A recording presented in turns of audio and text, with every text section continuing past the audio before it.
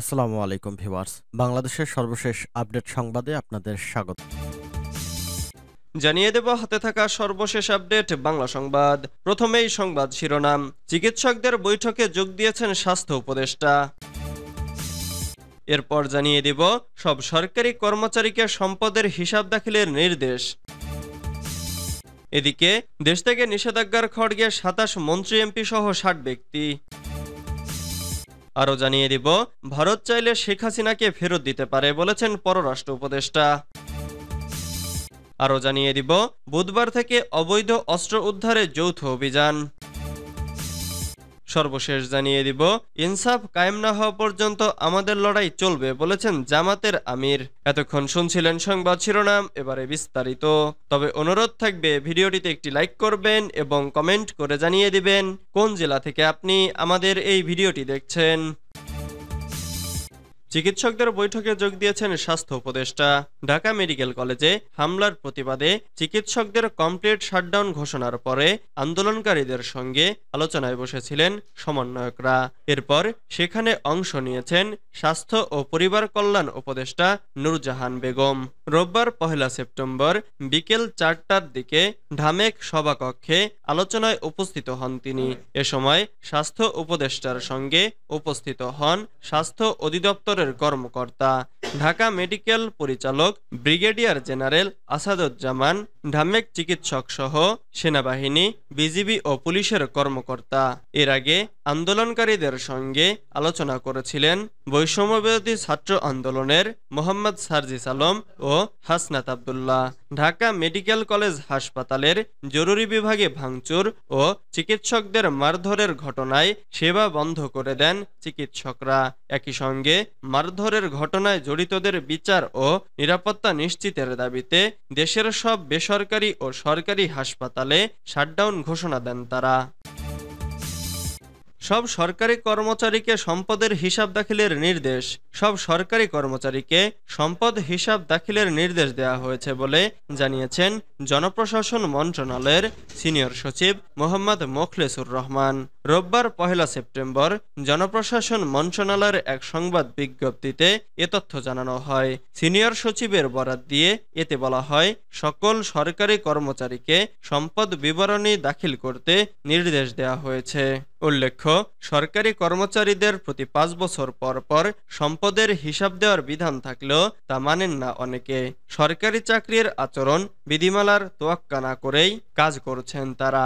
আর যাদের সম্পদের হিসাব নেওয়ার কথা সংশ্লিষ্ট সেই কর্তৃপক্ষ এক্ষেত্রে এতদিন বেশ উদাসীন ছিল।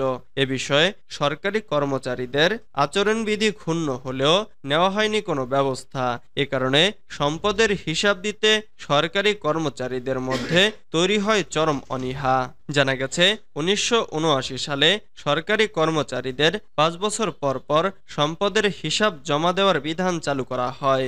জবাবদিহিতা নিশ্চিতে সরকারি কর্মচারী বিধিমালা ১৯৭৯-এ এটি যুক্ত করা হয়। সেখানে বলা হয়, সরকারি কর্মচারীদের প্রতি বছর সম্পদের হিসাব নিজ দপ্তরে জমা দিতে হবে। দেশত্যাগের নিষেধাজ্ঞার খড়গে ২৭ মন্ত্রী এমপি সহ ৬০ ব্যক্তি। নানা অনিয়ম দুর্নীতি আর অবৈধ সম্পদের পাহাড় গড়ার অভিযোগে ধীরে ধীরে দুর্নীতি দমন কমিশনের জালে ধরা পড়ছেন ছাত্র জনতার গণঅভ্যুত্থানে ক্ষমতাচ্যুত আওয়ামী লীগ সরকারের প্রভাবশালী মন্ত্রী এমপিরা। দুদকের জালে ধরা পড়ার আগেই কেউ কেউ দেশ ছেড়েছেন, আবার কেউ আটক হচ্ছেন বিভিন্ন সময়ে। অনেকেই আছেন ধরাছোঁয়ার বাইরে। তবে যারা এখনো গ্রেফতার হননি সেই সব মন্ত্রী এমপি কিংবা তাদের পরিবার যাতে দেশত্যাগ করতে না পারে সেই উদ্যোগ নিয়েছে দুদকের অনুসন্ধান কর্মকর্তারা। ইতোমধ্যে সাবেক ৮ মন্ত্রী ও ৬ সাবেক সংসদ সদস্য সহ বেশ কিছু ভিআইপির দেশত্যাগে নিষেধাজ্ঞা দেওয়া হয়েছে। দীর্ঘ তালিকার মন্ত্রী এমপি কিংবা আমলা এবং তাদের পরিবারের সদস্য যাতে বিদেশে পালিয়ে যেতে না পারে সে কারণে ধাপে ধাপে দেশত্যাগে নিষেধাজ্ঞা দিচ্ছে দুর্নীতি দমন কমিশন।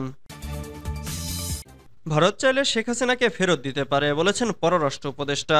সাবেক প্রধানমন্ত্রী শেখ হাসিনাকে ভারত চাইলে ফেরত দিতে পারে বলে মন্তব্য করেছেন অন্তর্বর্তীকালীন সরকারের পররাষ্ট্র বিষয়ক উপদেষ্টা মোহাম্মদ তৌহিদ হোসেন। রোববার 1 সেপ্টেম্বর পররাষ্ট্র মন্ত্রণালয়ে সাংবাদিকদের এক প্রশ্নের জবাবে এমন মন্তব্য করেন পররাষ্ট্র উপদেষ্টা। তৌহিদ হোসেন বলেন, ভারত ফেরত দেবে কিনা সেটা তাদের বিষয়, চুক্তি আছে আমাদের, চাইলে দিতে পারার কথা।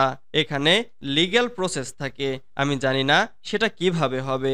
যদি লিগ্যাল সিস্টেমে চাওয়া হয় ফেরত আনতে হবে, তাহলে অবশ্যই আমরা চেষ্টা করব। পররাষ্ট্র উপদেষ্টা বলেন, যদি আইন আদালত আমাদের বলে তাকে ফেরত আনার জন্য, তখন সে ব্যবস্থা করার চেষ্টা করব। ভারতে শেখ হাসিনা কোন স্ট্যাটাসে থাকছে জানতে চাইলে তৌহিদ হোসেন বলেন, এটা বরং ভারতীয়দের জিজ্ঞাসা করুন।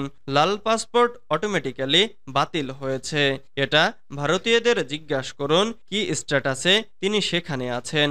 বাংলাদেশে ভারতীয় প্রকল্প প্রসঙ্গে তৌহিদ হোসেন বলেন, চলমান প্রকল্পগুলো তো আমাদের শেষ করতে হবে। বুধবার থেকে অবৈধ অস্ত্র উদ্ধারে যৌথ অভিযান। আগামী বুধবার 4 সেপ্টেম্বর থেকে অবৈধ অস্ত্র উদ্ধারে যৌথ অভিযান চালানো হবে বলে জানিয়েছে স্বরাষ্ট্র মন্ত্রণালয়। রোববার 1 সেপ্টেম্বর স্বরাষ্ট্র মন্ত্রণালয়ের জনসংযোগ কর্মকর্তা ফয়সাল হাসান এক বিজ্ঞপ্তিতে এ তথ্য নিশ্চিত করেছেন। গত 5 আগস্ট শেখ হাসিনার পদত্যাগের খবরে সারা দেশের বিভিন্ন থানায় হামলা, ভাঙচুর ও অগ্নিসংযোগ করা হয়। এসব ঘটনার সময় থানায় সংরক্ষিত বিপুল পরিমাণ অস্ত্র ও গোলাবারুদ লুট করে নিয়ে যায় আক্রমণকারীরা। এরপর আইনশৃঙ্খলা বাহিনীর অভিযানে দেশের বিভিন্ন স্থান থেকে উদ্ধার করা হয় কিছু অস্ত্র ও গোলাবারুদ। তবে সে সংখ্যাটা খুবই নগণ্য, আরও বহু অস্ত্র বাইরে রয়ে গেছে। সেসব অস্ত্র এবং আগে থেকে অনেকের কাছে থাকা অবৈধ অস্ত্র উদ্ধারে যৌথ অভিযান পরিচালনা করবে স্বরাষ্ট্র মন্ত্রণালয়। আইনশৃঙ্খলা পরিস্থিতি স্বাভাবিক রাখতে লুট হওয়া অস্ত্র ও গোলাবারুদ উদ্ধার কার্যক্রম সহ নিয়মিত টহল ও নজরদারি অব্যাহত রাখা হবে বলে এরই মধ্যে একাধিকবার জানায় আইনশৃঙ্খলা বাহিনী। ইনসাফ কায়েম না হওয়া পর্যন্ত আমাদের লড়াই চলবে বলেছেন জামাতের আমির। বাংলাদেশ জামাতে ইসলামীর আমির ডাক্তার শফিকুর রহমান বলেছেন, ঐক্যবদ্ধ একটি জাতি নিয়ে আমরা সামনের দিনে এগিয়ে যেতে চাই। নির্বাচনের সময় আসুক, আমরা আশাবাদী নির্বাচন পাব ইনশাআল্লাহ। এই অন্তর্বর্তীকালীন সরকারের কাজই হচ্ছে একটি সুষ্ঠু নির্বাচন দেওয়া। নির্বাচনের ক্ষেত্র প্রস্তুত করে তারা অতি শিগগিরই একটি সুষ্ঠু নির্বাচন দেবে আমরা আশা করি। রোববার 1 সেপ্টেম্বর দুপুর 12টার দিকে কুষ্টিয়ায় বৈষম্য বিরোধী আন্দোলনে শহীদ পরিবারের সঙ্গে মতবিনিময় সভা শেষে ঢাকায় ফেরার পথে রাজবাড়ীর দৌলতদিয়া ফেরিঘাট এলাকায় সংক্ষিপ্ত পথসভায় তিনি এসব কথা বলেন।